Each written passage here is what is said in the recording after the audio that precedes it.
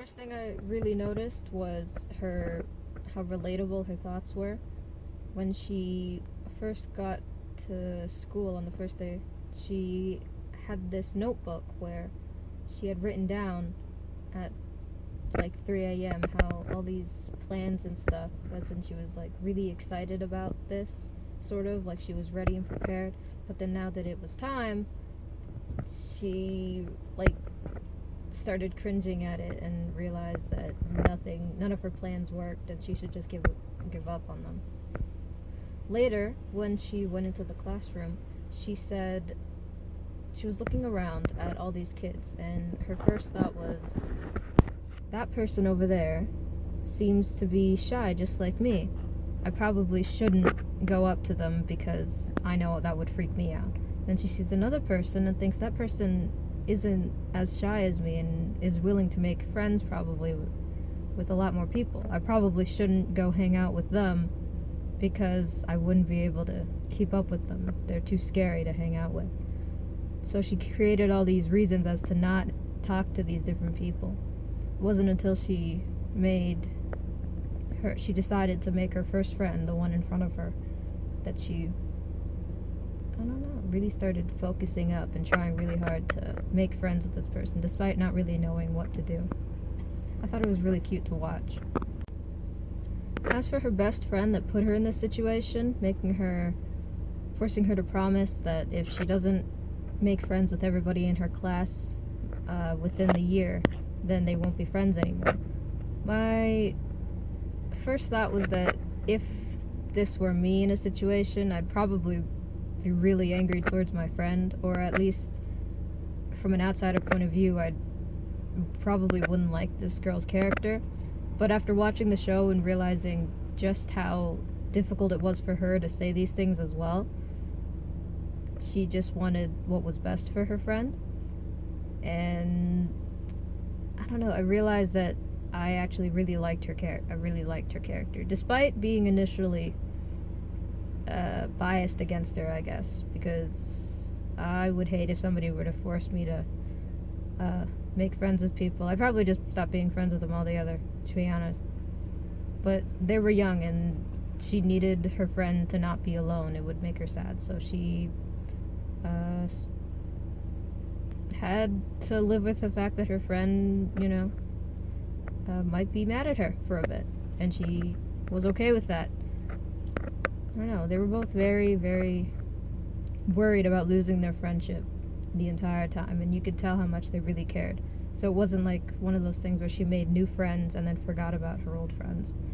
I feel like if they end up going to the same school in the future or meeting each other again, they would easily be able to just reconnect like nothing changed from before. I don't know what episode it was. I'm pretty sure it was 7 or 6 or something. But they created this sort of meme where it was this phrase that they said. It was wahaha. And it was supposed to be a sort of like force yourself to laugh and, pick yourself up, get happy, get excited about it, and you'll be able to succeed in your goals and your endeavors. And ever since then, it just became this recurring thing that they said whenever they needed to boost their morale or when they were about to do something. And I thought it was really funny to see. There's also a lot of really sweet moments with it. Also a lot of sad ones. Like there was times when she was trying to make herself happy, so she said wahaha, but then she ended up in tears. It was really sad to see, almost made me want to tear up. And the other friends around her could easily tell like just how difficult some of these situations were for her. Despite her trying, it was probably very overwhelming at times. So it was nice to know that the people around her understood what type of person she was and were able to try their best to push her forward without like doing all the work for her, while also making sure that she knows that she isn't alone if she does need help. Also the song that they played, the Wahaha song, I love that. I hum it all the time. It's a beautiful outro. I just wish that they played it more than once throughout the show. It was just that one time and it was just perfect. I wish more people just knew about it. I don't know. My favorite character, if I had to pick, was definitely the first friend that she made. It usually is the first friend in these shows that's like just the favorite. I don't know. I just felt like she was very good at being able to tell exactly what her friend needs, you know, despite not fully understanding each other all the time. I don't know.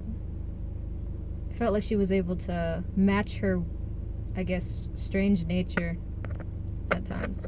And they were all a little weird throughout the show. You got a lot of different weird characters.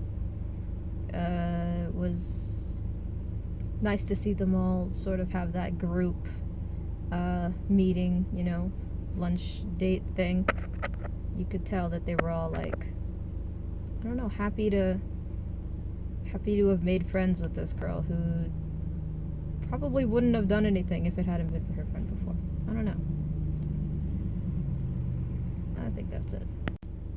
The show itself was just really sweet, and I think it's probably one of the ones I normally wouldn't have watched because the ending of just having this group of friends just doesn't really seem realistic to me.